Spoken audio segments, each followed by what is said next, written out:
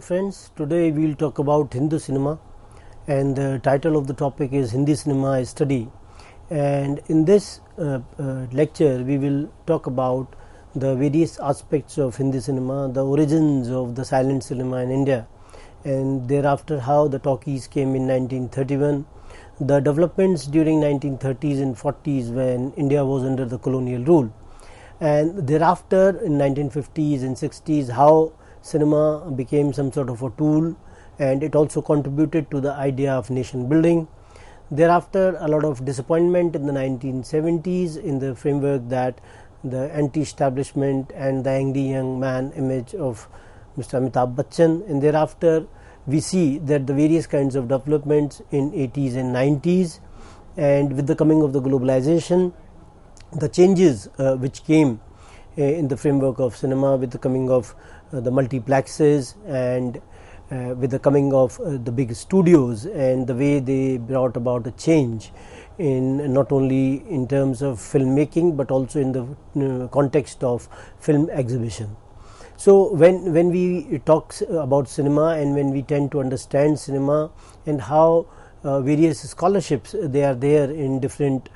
disciplines nowadays in the context of cinema, and how cinema can also be used as a pedagogical tool, and cinema as a tool where it can be used to understand the society and culture, and at the same time the relevance and importance of cinema where we are able to understand the various cultural practices of a society when we tend to understand that cinema of that particular society. So basically when we say that cinema is also a mirror image of the society, the themes and the kind of trends on which the films they are being made, they also communicate the kinds of ideas which are prevalent in the society. In the context of some of the readings which can be suggested in terms of understanding Hindi cinema, there are varied kinds of studies, varied kind of books which have been written, but some of the general references which one can use is Feroz Rangunwala's 75 Years of Indian Cinema, Gautam Kaul's Cinema and the Indian Freedom Struggle, Historical and Biographical Films, a Symposium, T.M. Ramchandran's edited 70 Years of Indian Cinema, Aruna Vasudev's Liberty and License in Indian Cinema, Film India and Abhyuday. These were some of the contemporary magazines of 1930s, 40s, and the files in the National Film Archives as well as the National Archives of India, which also provide some kind of insights regarding the cinema of those times. So when we tend to understand cinema, when we try to seek the origins of cinema, it all began with the arrival of the cinematograph. And Lumiere brothers, Louis and Auguste, both of them, they were in a way responsible for the invention of the cinematograph, and before that also developments they were being made so that this stage of the invention of cinematograph could be reached. And the first commercial exhibition of cinema took place on 28th December 1895 at Grand Cafe in Boulevard des Capucines, Paris, in the basement hall named Salon des Indes, the Indian Salon. And we find that these two brothers and their contribution in the development of cinematograph, and how this cinematograph was sent to different parts of the world, and some of the films which were shot initially they were and how these films they got exhibited. And we have this kind of a fascination with the moving images, and we find that these moving images were able to stir so many people at the same time. And Times of India of the contemporary times called it as the marvel of the century, and we find that cinema and the films they definitely proved to be the marvel of the century that way. And in the Indian context, we find on 7th July 1896 in Bombay's Watson Hotel, which was located in the Kala Ghoda area, was organized the first public exhibition of cinema in India, and this hotel is now known as Esplanade Mansions at Kala Ghoda. So we find that if we try to seek the origins in the context of film exhibition in India, we find that it goes back to 1896, and only in 1895 in December this kind of an exhibition took place in Paris. So India in terms of exhibition was not far behind, and how some of the Indian filmmakers from that point of view, or the people those who were interested in the moving images and the kind of contribution they made in terms of making the films in the initial part, because the first feature film, which is called as the first feature film of India, Raja Harishchandra, which was made in 1913. But before that also there was a film called Pundalik, which has been referred by Feroz Rangoonwala, and he talks about the poster of that film. We do not have any kind of reels of that particular film, but we have the kind of references that such kind of film was made, though it was made with some foreign collaboration, in that sense that, and the people, they were not being they were voluntarily working in amateurish manner, they were not being paid, they were non-professionals in that sense. But there can be contestations with regarding that idea, but definitely Dada Saheb Phalke's contribution in that sense, that he not only made Raja Harishchandra but thereafter so many other films as well. And Dada Saheb Phalke also got some kind of a support from some of the nationalist leaders like Tilak, Bal Gangadhar Tilak, who not only praised Dada Saheb Phalke's efforts but was also very happy with the kind of Swadeshi films which were made by him. So in that context, that some people like Harishchandra Sakharam Bhattavatikar or Seva Dada, then Hiralal Sen, R.G. Torne, who made Pundalik. So all these people in the initial sense, they were contributing in some way so that the development of cinema could be seen in India. And when we tend to understand cinema or the films, we find that cinema is a very important source, in that sense that it is an audiovisual source. And when it is an audiovisual source, from that perspective, it not only is an important source for entertainment but also for education and communication. So we find that during the nationalist period, how the nationalist ideas and motives, they were being reflected in cinema, and how some of the national leaders, they also tried to use cinema in their elections, and how also we see in the modern context, and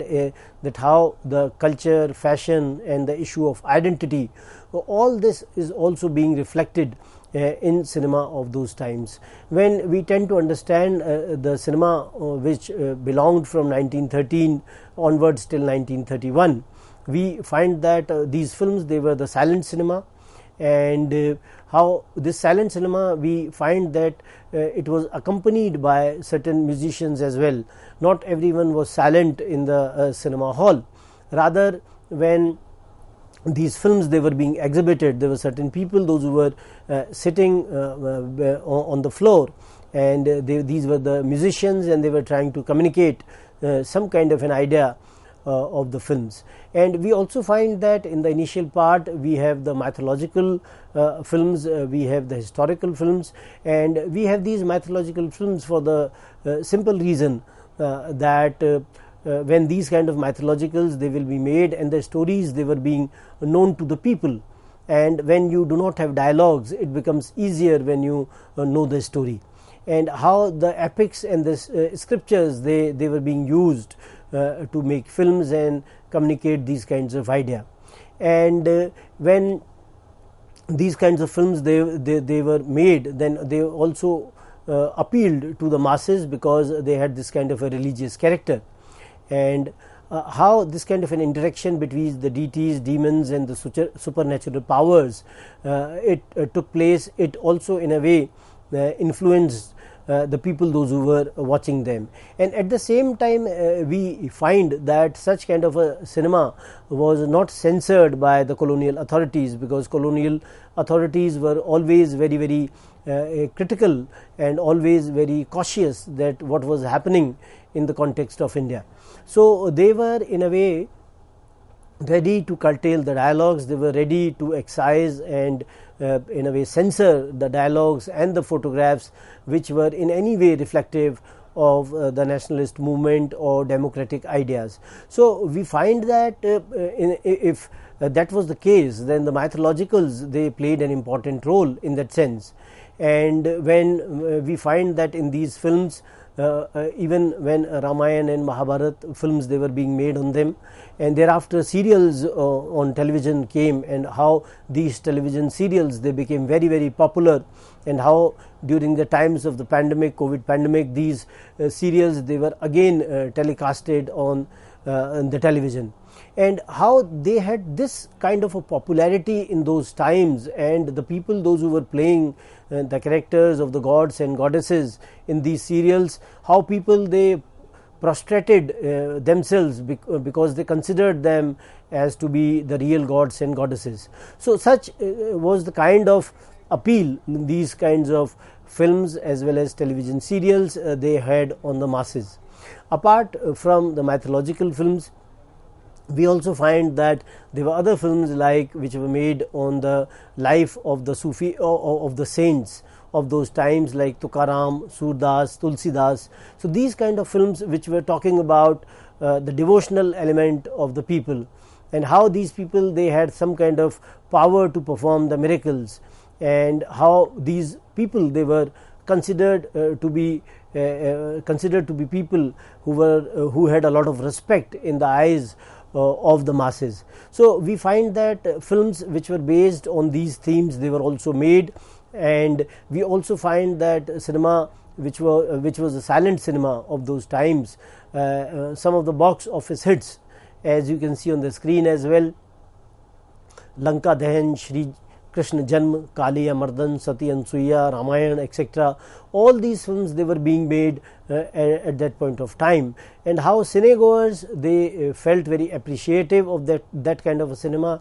And later we also find that how women, they also got an opportunity to go and watch such kind of films, because they were not being denied this kind of an opportunity by their elders, and elders felt that women definitely can go and watch the mythological films, because there were a lot of restrictions on the women of those times, and how they were not coming to the public sphere. So this coming of the women to the public sphere in terms of going and watching such kind of a cinema,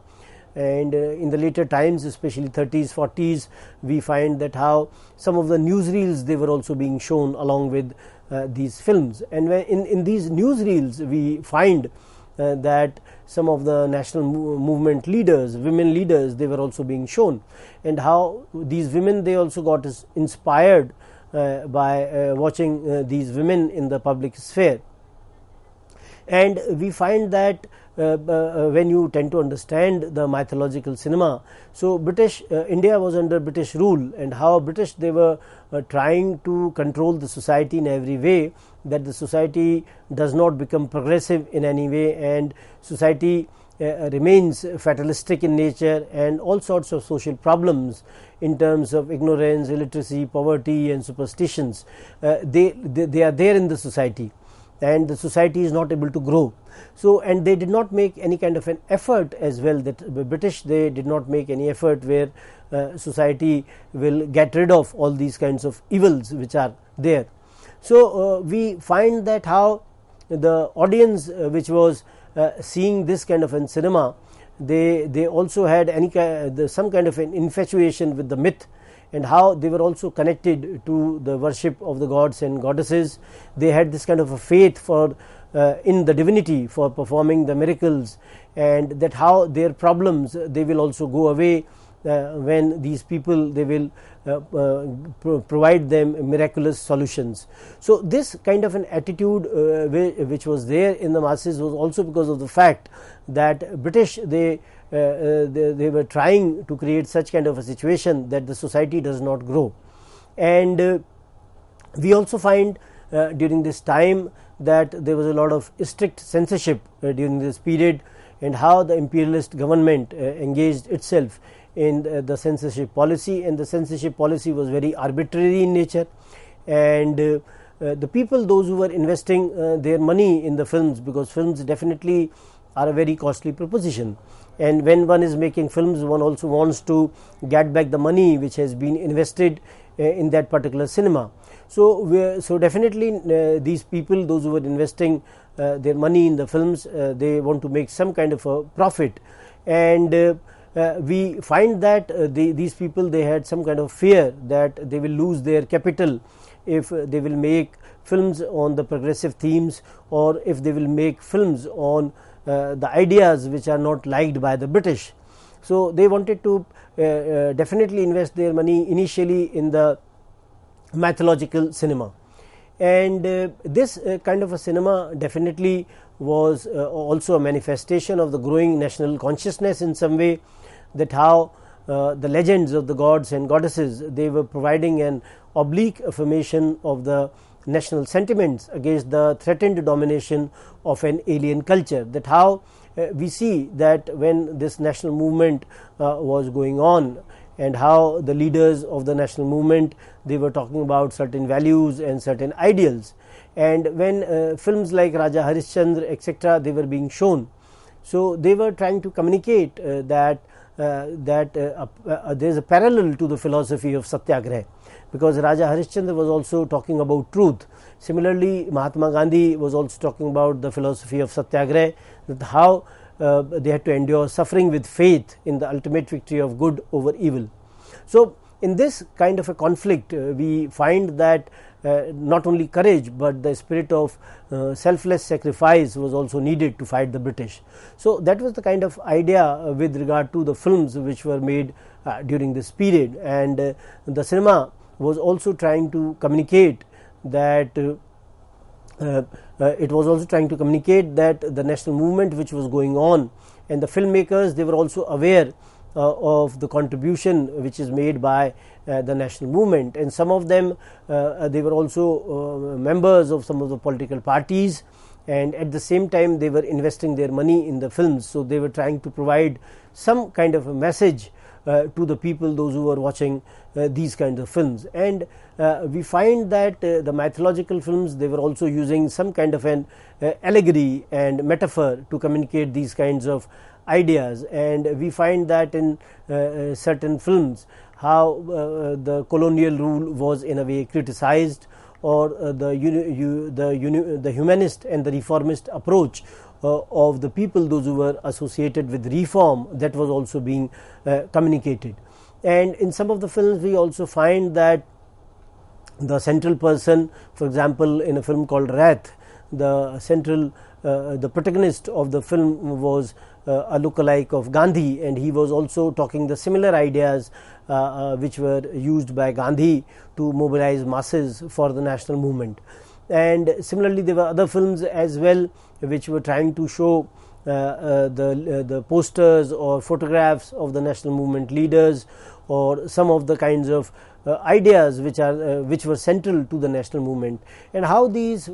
films they attracted the wrath of the censors in some way, that censor authorities did not want that these films they should be exhibited. And as one can say that during the national movement, when such kind of a cinema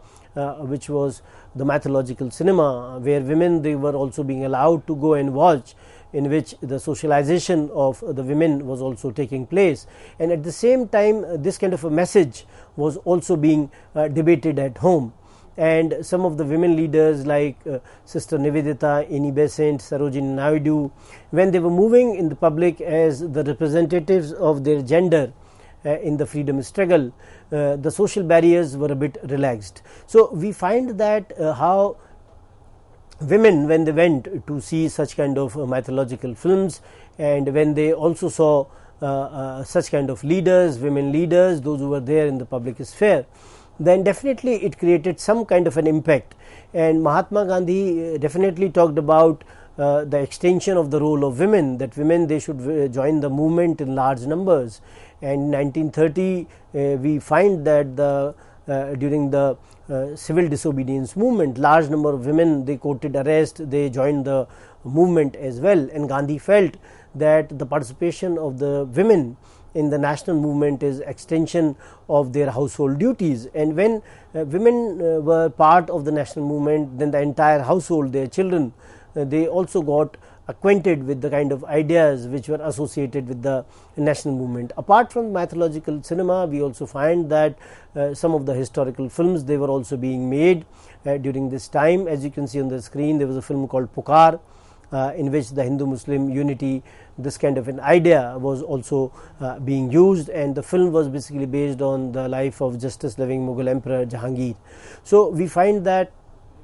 some of the films which were dealing with the historical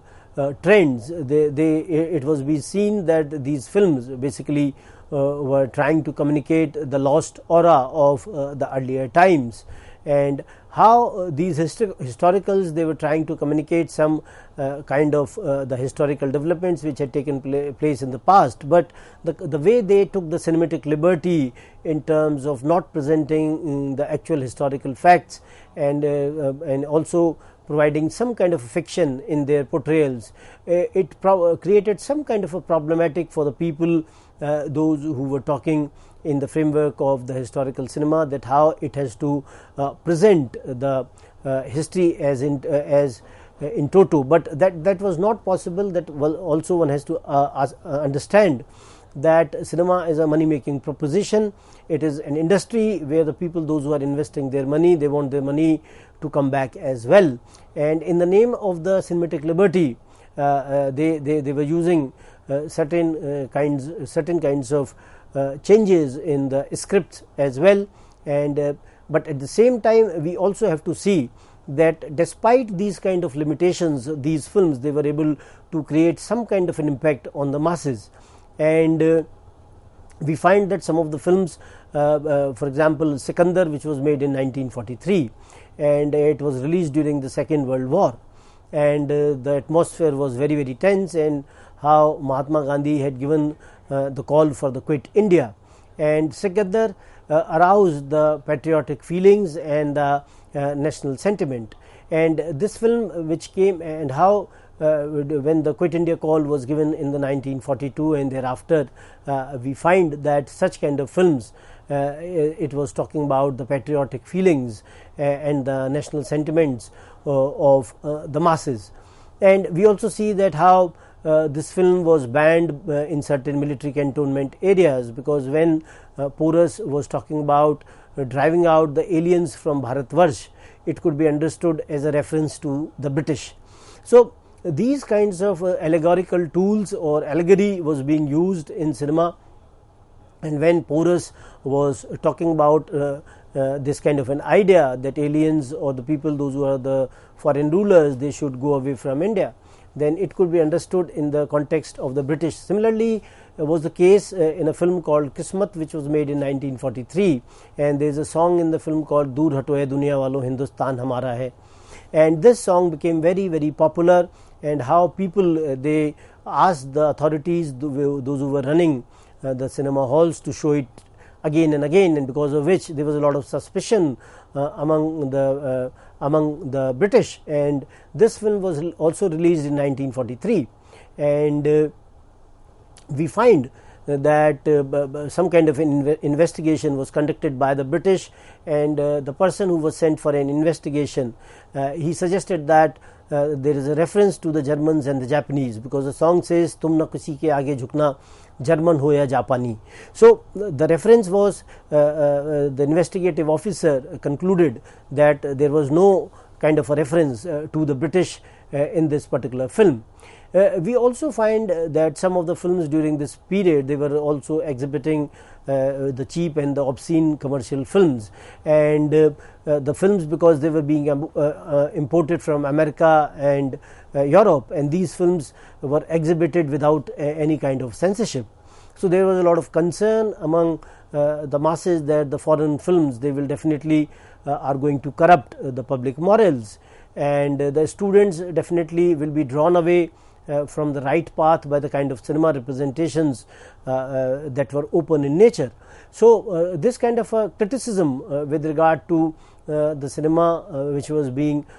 imported into India from Europe and America was also there, and some of the magazines like Abhyuday, they were very critical of such kind of portrayals, that how the young ones or the youth, they will be driven away from their own path. And we also find that Mahatma Gandhi, for example, was also in a way not very favorable towards cinema in terms of his ideas, and we find that Gandhi's ideas, they were related to the issues of untouchability, women's emancipation, and Hindu-Muslim unity, and how these ideas, they were central to the national movement as well. So Gandhi was not a big advocate of films, rather he was he did not want to watch cinema, and it has been reported by Gautam Kaul that how he only saw one film in his entire lifetime, which was named Ram Rajya, and this film was only seen by Gandhi, and Gandhi considered cinema to be as some sort of a vice, that it was some sort of an evil, and it will not have any kind of a good influence on the masses. And for that matter, K. Abbas wrote an open letter to Mahatma Gandhi that if Mahatma Gandhi will have this kind of an approach towards cinema, then definitely cinema is not going to prosper. So we will continue with the kind of ideas in terms of Hindi cinema, that what all happened in the next decades when these kinds of films, they were being made, and how cinema also got engaged with the idea of nation building after its independence in the next lecture. Thank you very much.